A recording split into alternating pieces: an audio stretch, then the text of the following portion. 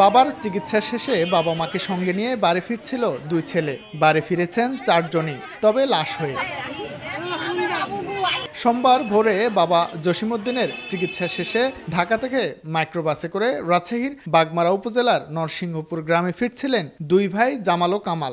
মামা অসুস্থ হয়ে আছে, এখন থেকে প্রায় আরো 2 মাস আগে থেকে রাস্তা চিকিৎসা করে সুস্থ হয়নি, এজন্য আবার ওখান থেকে ঢাকা নিয়ে ডাক্তারের দেখা বাসায় ফিরতেছে।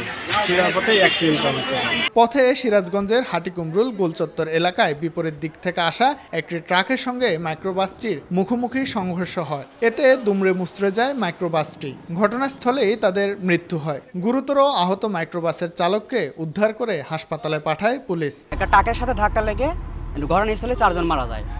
ড্রাইভারটা বেঁচে আছে, তাকে ফায়ার সার্ভিস উদ্ধার করে হাসপাতালে পাঠায়।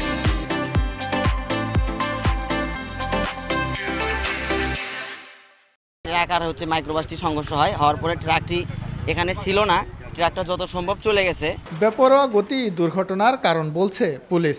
একই পরিবারের 4 জন মৃত্যুবরণ করে। উল্লাপাড়া ফায়ার সার্ভিসের সহায়তায় আমরা মৃতদেহ উদ্ধার করি। ঘাতক ট্রাকটি পলাতক রয়েছে, আমরা ঘাতক ট্রাকটি আইডেন্টিফাই করার চেষ্টা করছি। ঘটনার পর ঘাতক ট্রাকের চালক পলাতক রয়েছে।